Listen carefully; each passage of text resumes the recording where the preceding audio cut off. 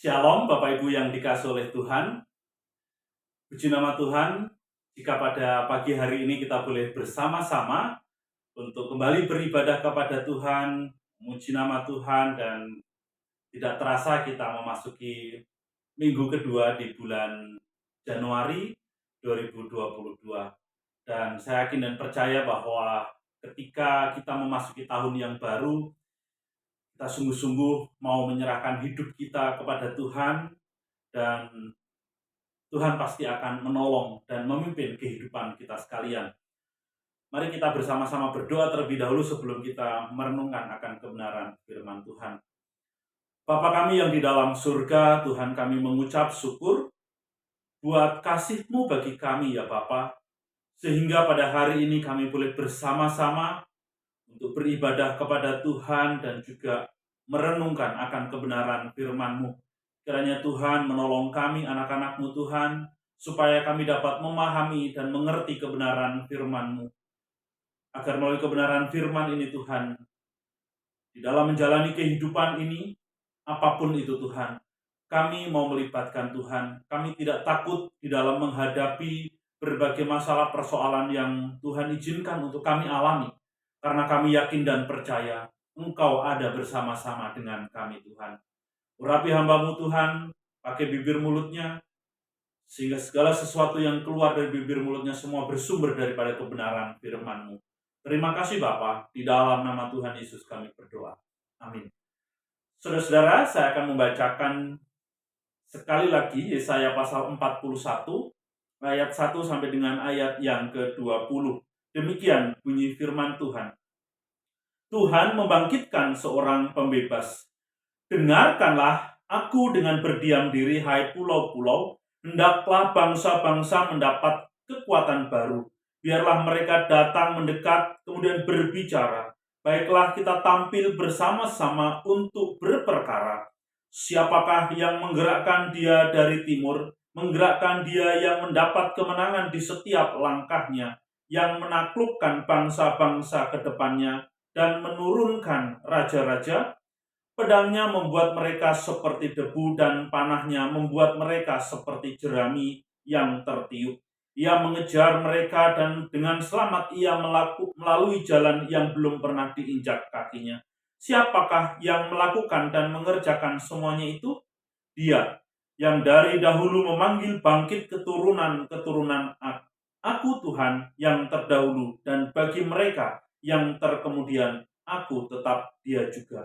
Pulau-pulau telah melihatnya dan menjadi takut, ujung-ujung bumi pun menjadi gemetar. Mereka datang dan makin mendekat.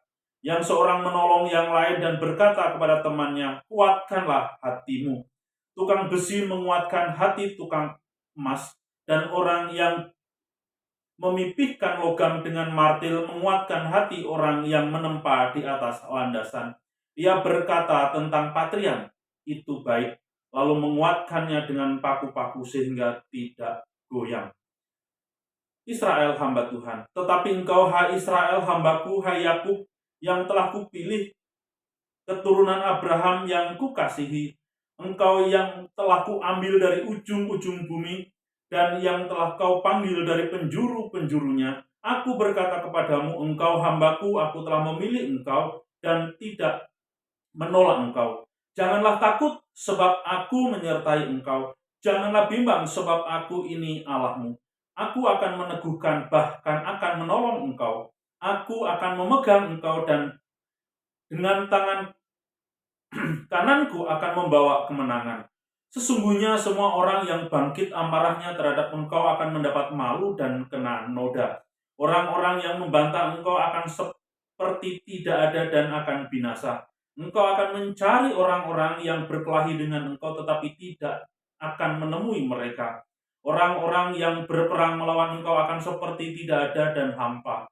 Sebab aku ini Tuhan Allahmu memegang tangan kananmu dan berkata kepadamu, janganlah takut, akulah yang menolong engkau. Janganlah takut, hai si cacing Yakub, hai si ulat Israel, akulah yang menolong engkau. Demikianlah firman Tuhan. Dan yang menebus engkau ialah yang Maha Kudus Allah Israel. Sesungguhnya aku membuat engkau menjadi papan penggiring yang tajam dan baru, dengan gigi 2 jajar. Engkau akan menggirik gunung-gunung dan menghancurkannya, dan bukit-bukit pun akan kau buat seperti sekam. Engkau akan menampi mereka, lalu angin akan menerbangkan mereka, dan badai akan menyerakkan mereka, tetapi engkau ini akan bersorak-sorak di dalam Tuhan dan bermegah di dalam Yang Maha Kudus, Allah Israel. Orang-orang sengsara dan orang-orang miskin sedang mencari air, tetapi tidak ada. Lidah mereka kering kehausan, tetapi aku Tuhan akan menjawab mereka. Dan sebagai Allah orang Israel, aku tidak akan meninggalkan mereka. Aku akan membuat sungai-sungai memancar atas bukit-bukit yang gundul, dan membuat mata-mata air membual di tengah daratan. Aku akan membuat padang gurun menjadi telaga dan memancarkan air dari tanah kering. Aku akan menanam pohon aras di padang gurun, pohon penaga, pohon murad, dan pohon minyak. Aku akan menumbuhkan pohon sanobar di padang belantara dan pohon barangan serta pohon cemara di sampingnya, supaya semua orang melihat dan mengetahui, memperhatikan dan memahami bahwa tangan Tuhan yang membuat semuanya ini, dan Yang Maha Kudus Allah Israel yang menciptakannya. Saudara-saudaraku yang dikasihi oleh Tuhan, tema firman Tuhan pada hari ini yaitu jangan takut sebab Tuhan menolong kita. Saudara-saudaraku yang dikasihi oleh Tuhan, setiap kita tentunya punya pengalaman rasa takut di dalam hidup kita. Pengalaman-pengalaman rasa takut itulah yang membuat kehidupan kita menjadi semakin hati-hati, semakin waspada. Saya rasa kalau takut dengan hantu, ya itu setiap orang bisa takut, bisa juga enggak ataupun biasa-biasa saja. Tapi orang yang takut sama hantu, mungkin itu tidak menjadi persoalan, karena kalau hantunya hilang, takutnya juga hilang, saudara. Mungkin masih ada sedikit-sedikit sih. Tetapi ketika kita menghadapi masalah dalam hidup kita, pasti ada rasa takut, rasa khawatir. Ketika kita sedang menghadapi sakit penyakit, juga mungkin kita mengalami kekhawatiran, kita mengalami ketakutan. Kalau anggota keluarga kita sedang dalam kondisi sakit misalkan, kita juga pasti merasa khawatir. Mungkin itu pasangan hidup kita sedang sakit, mungkin itu juga anak-anak kita, mungkin orang tua kita yang sedang menghadapi sakit. Pasti ada kecemasan di dalam hati kita, ada rasa takut di dalam hati kita. Hal ini saudara menunjukkan bahwa di dalam hidup kita sebagai manusia, kita adalah pribadi-pribadi ataupun orang yang penuh dengan kelemahan dan keterbatasan. Nah, demikian juga di dalam Yesaya pasal 41 ayat 1 sampai dengan ayat yang ke-7 tadi.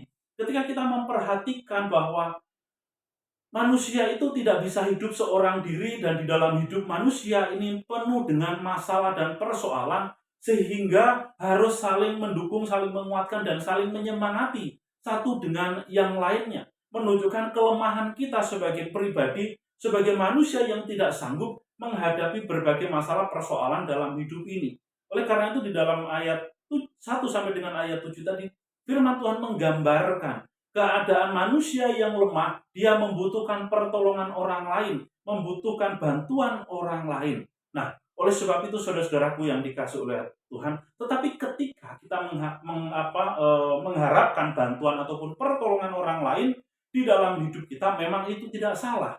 Tetapi orang yang menolong kita itu juga adalah manusia yang tentunya dia punya kelemahan dan juga kekurangan. Dan kalau dalam hidup kita misalkan gitu ya, kita terus-menerus minta tolong kepada orang lain yang untuk menyelesaikan masalah kita ataupun untuk membantu kita, tentunya orang itu tidak akan selama-lamanya atau seterusnya akan membantu kita. Nah, oleh sebab itu melalui kebenaran firman Tuhan pada hari ini yang sudah kita baca bersama-sama tadi, kita akan belajar bagaimana sih seharusnya hidup kita sebagai anak-anak Tuhan, sebagai orang yang ditebus oleh Yesus Kristus.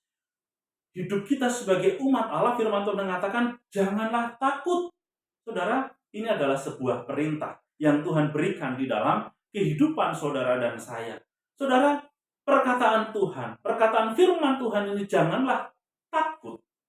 Bukan tanpa alasan mengapa kita sebagai orang yang percaya Tuhan tidak perlu takut. Karena di dalam firman tadi dikatakan, sebab aku ini Allahmu, sebab aku ini akan menyertai engkau.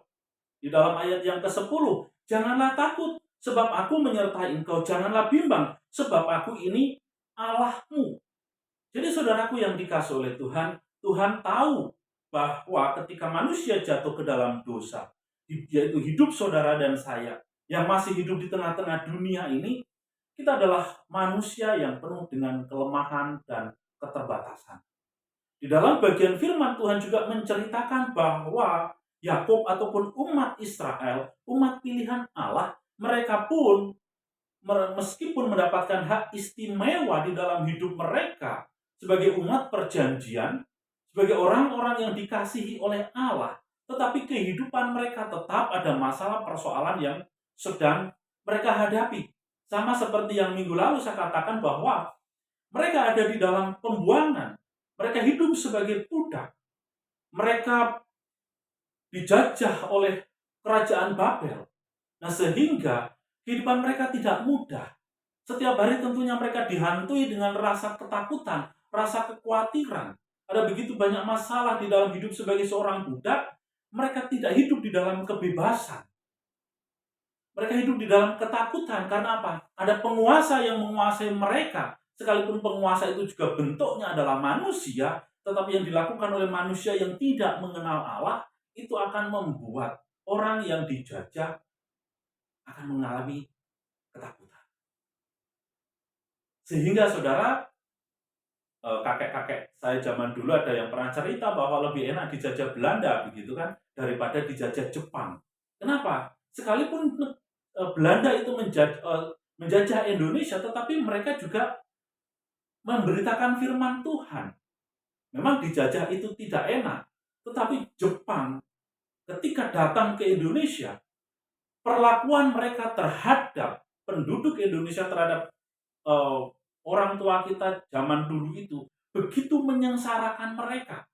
Mereka senantiasa mereka bercerita bahwa kalau bisa jangan dalam keseharian kita itu jangan sampai ketemu dengan orang Jepang, jangan sampai ketemu dengan tentara Jepang, karena mereka akan bertindak semena-mena, bertindak seenaknya, sehingga mereka dikuasai oleh ketakutan. Mereka senantiasa mencoba untuk tidak, ketika mereka keluar rumah, jangan sampai ketemu dengan tentara Jepang yang begitu bengis. Saudara, demikian juga lah yang dihadapi tentunya oleh suku Yehuda yang ada di pembuangan ini. Mereka ada di dalam ketakutan. Kita tidak tahu bengisnya seperti apa, tetapi janji firman Tuhan di dalam kehidupan mereka memberikan kekuatan, memberikan semangat kepada mereka sebagai umat pilihan Tuhan, supaya mereka tidak takut. Kenapa? Di dalam ayat yang ke-8 dikatakan, tetapi engkau hai Israel, hai hambaku Yakub, yang telah kupilih, keturunan Abraham yang kukasihi. Saudara, ada satu kalimat yang sangat indah, bahwa keturunan Yakub ini dipilih oleh Tuhan.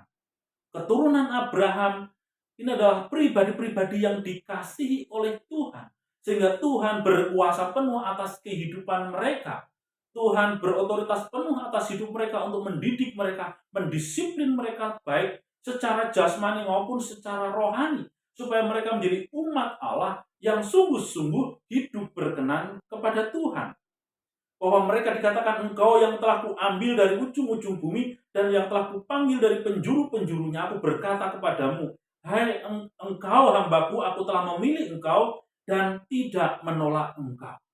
Jadi saudara, sebagai umat Tuhan, bangsa Israel, dalam tanda kutip memiliki satu kebebasan untuk datang kepada Tuhan. Karena Tuhan tidak menolak dia. Tuhan senantiasa membuka tangannya, membuka hatinya, menerima umat pilihannya. Untuk berkeluh kesah, untuk menyampaikan segala pergumulan mereka. Supaya mereka mendapatkan kekuatan yang daripada Tuhan. Sebagai umat pilihan Allah, mereka senantiasa menengadah kepada Tuhan, menanti-nantikan pertolongan Tuhan di dalam kehidupan mereka, sehingga di dalam menghadapi masa-masa sulit ini, suku Yehuda ataupun sebagai umat Allah, mereka mendapatkan kekuatan. Mereka memiliki Allah yang dahsyat, memiliki Allah yang begitu luar biasa, Allah yang tidak dapat dibandingkan dengan pribadi manapun, Allah yang tidak dapat dibandingkan dengan berhala-berhala yang dimiliki oleh bangsa-bangsa yang tidak mengenal Allah.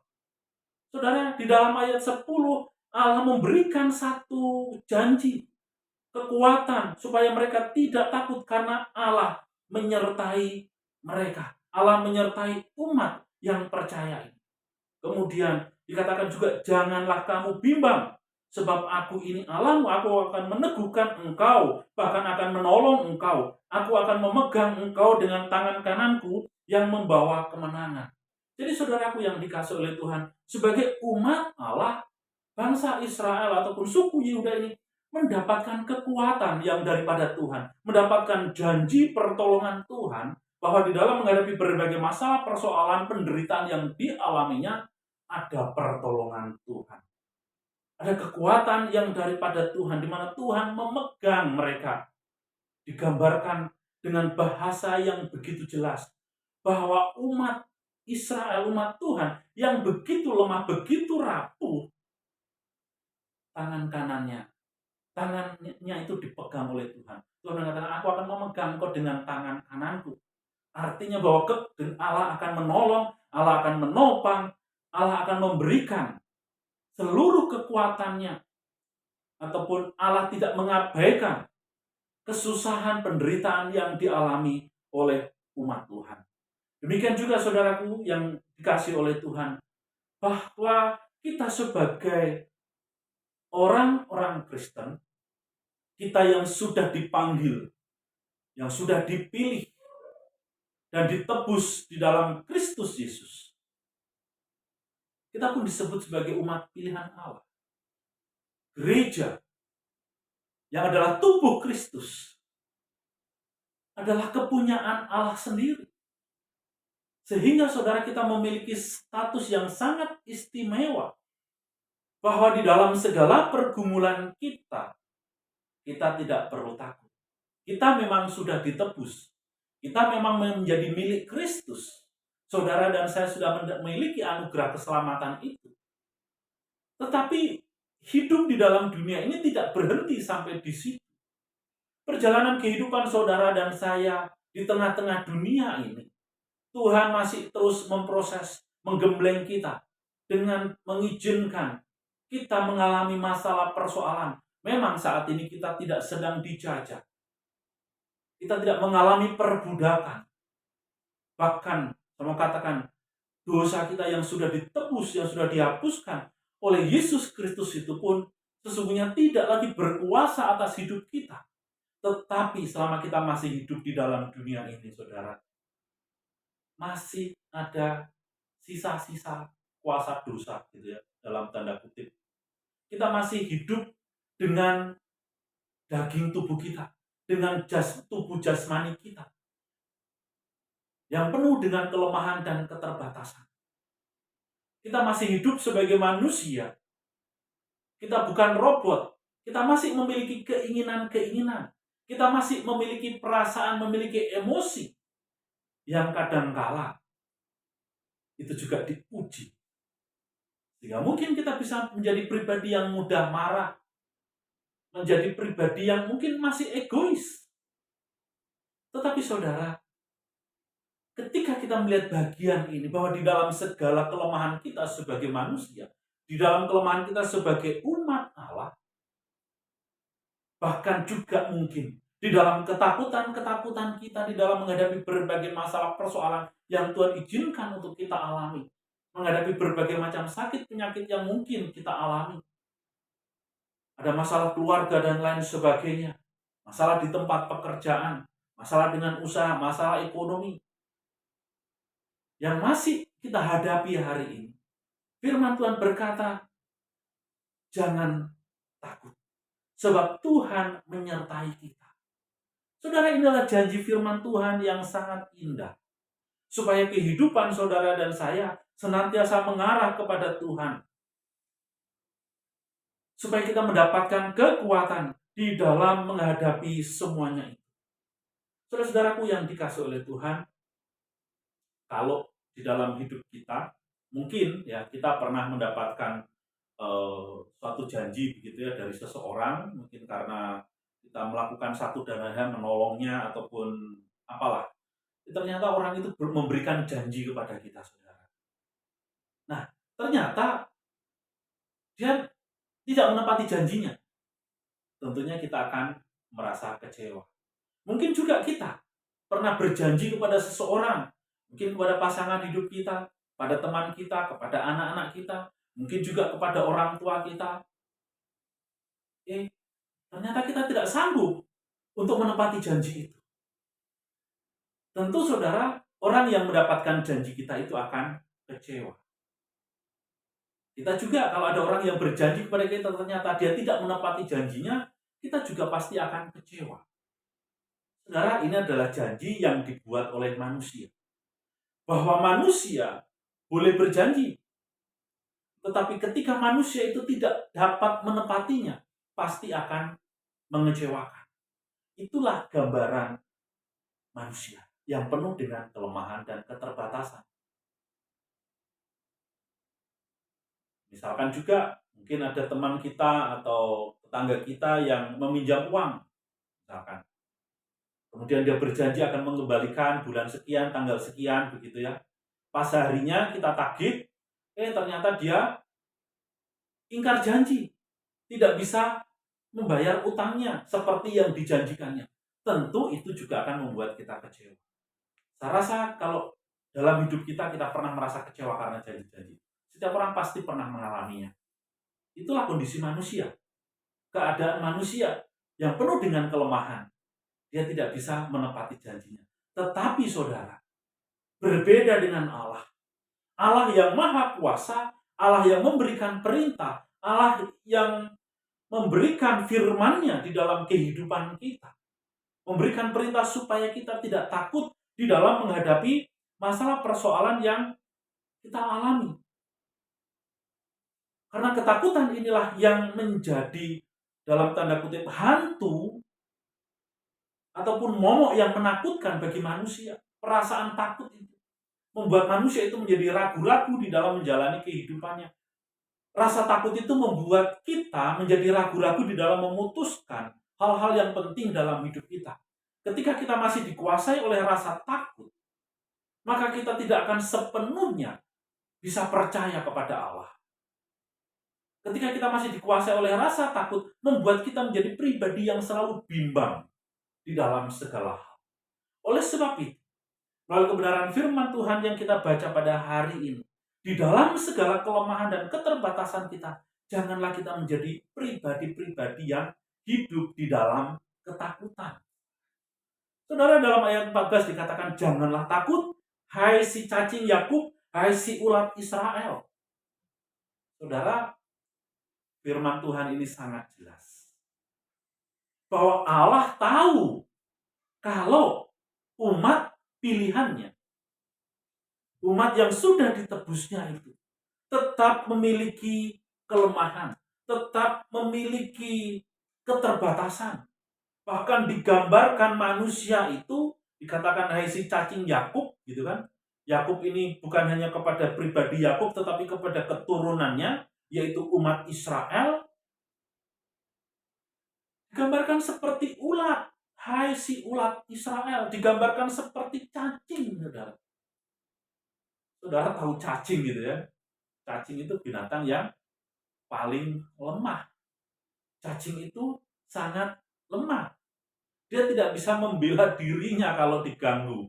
Ya paling dia cuman yang uget-uget begitu, dia mencoba untuk masuk ke dalam tanah kalau mungkin ada orang yang mau mengambilnya, orang mau menangkapnya buat mancing begitu. Dia akan mencoba untuk lari. Artinya bahwa cacing inilah binatang yang begitu lemah. Demikian juga ulat.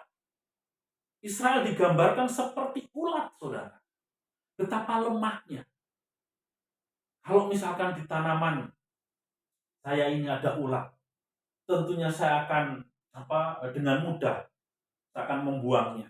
Dengan mudah saya akan membunuhnya. Jadi saudara, inilah yang menunjukkan kelemahan kita sebagai manusia. Kelemahan kita sebagai umat Allah. Kita membutuhkan pertolongan yang daripada Tuhan. Karena itu Tuhan mengatakan, janganlah takut.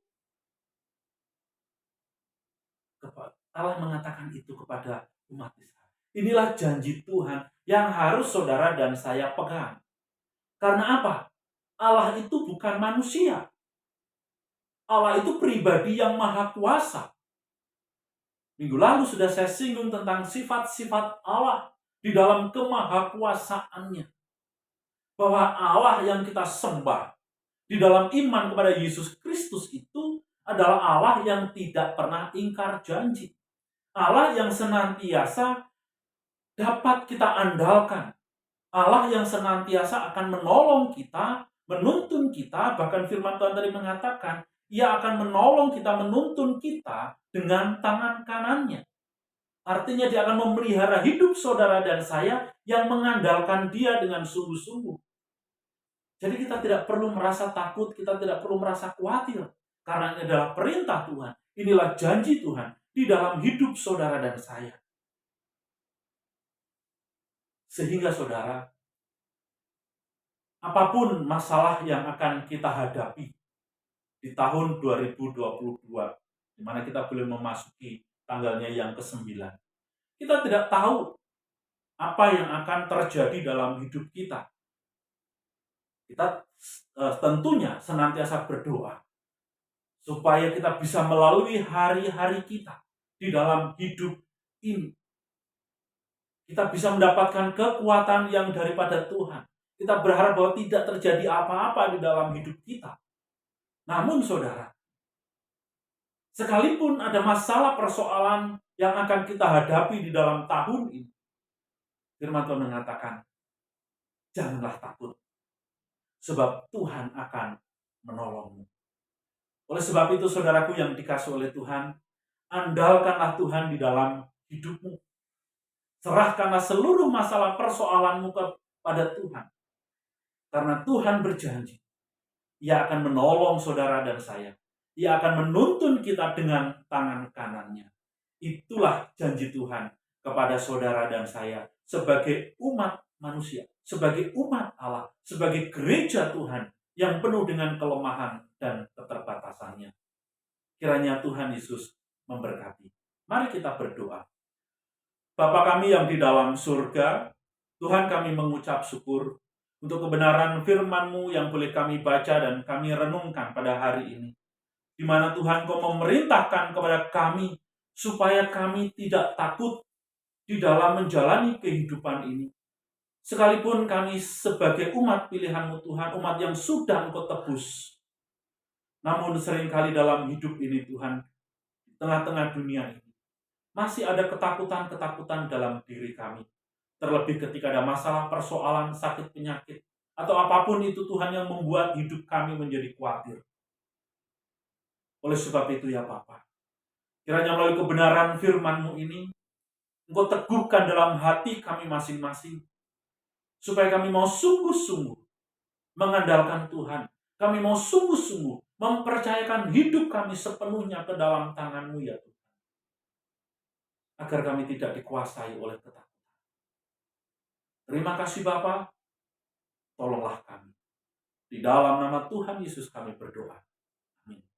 Demikian firman Tuhan hari ini.